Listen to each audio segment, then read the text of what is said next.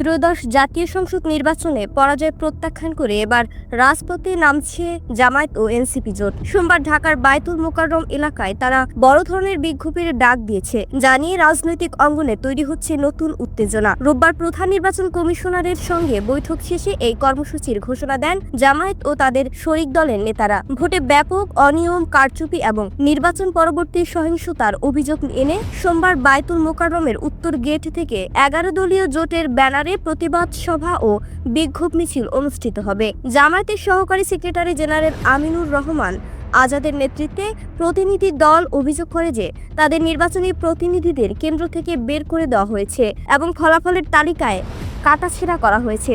তবে নির্বাচন কমিশন এসব অভিযোগের কোনো সত্যতা পায়নি, বরং গণমাধ্যমের খবর ও পর্যবেক্ষণের মতে ভোটের দিন বিএনপির অবস্থান ছিল শান্তিপূর্ণ। অন্যদিকে টাকা দিয়ে ভোট কেনা ও কেন্দ্রে হামলার অভিযোগ উঠেছিল উল্টো জামায়াত ও এনসিপির বিরুদ্ধেই। রাজনৈতিক বিশ্লেষকদের মতে নির্বাচনে ঐতিহাসিক পরাজয়ের পর রাজনীতির মাঠে নিজেদের অস্তিত্ব টিকিয়ে রাখতেই এই কর্মসূচির পথ বেছে নিয়েছে জোটটি।